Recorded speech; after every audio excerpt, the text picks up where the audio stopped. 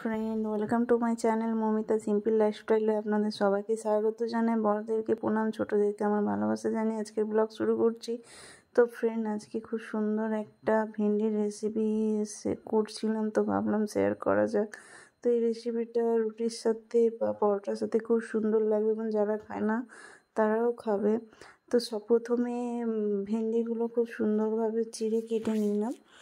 তো এবারে ভেন্ডির সাথে 2 চামচ টক দই নিয়ে নিলাম, সুন্দরভাবে ধুয়ে ফেটানো টক দই। এরপর বাদামকে রোস্ট করে খুব সুন্দরভাবে আধচুনা করে ভেজে গুঁড়িয়ে দিলাম।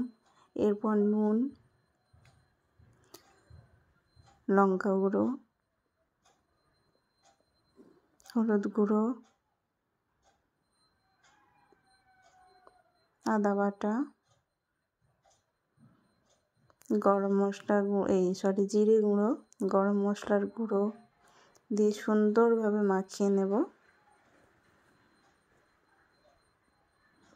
সুন্দরভাবে মাখানো হয়ে গেছে ভেন্ডিটা, দেখতে পাচ্ছেন। এবং যারা ভেন্ডি পছন্দ করে না তারাও খাবে। এবং প্যানে সর্ষের তেল দিয়ে পেঁয়াজকে কুচি কুচি করে ভেজে নেব হালকাভাবে।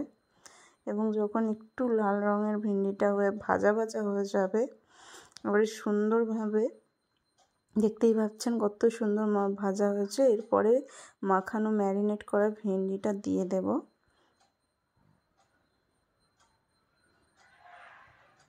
ভেন্ডিটা সুন্দরভাবে কষাতে দেব এবং দেখতেই পাচ্ছেন খুব সুন্দরভাবে ভেন্ডিটা কষানো হয়ে গেছে এবং ভেন্ডিটা আমাদের প্রায় রান্না হয়ে গেছে। এটা রুটির সাথে বা পরোটার সাথে খেয়ে দেখবেন, খুবই মজা হবে বন্ধুরা। তো সুন্দরভাবে আজকের ব্লগটা এখানেই শেষ করলাম। নিয়ে আসবো আবার পরের একটা নতুন ব্লগ।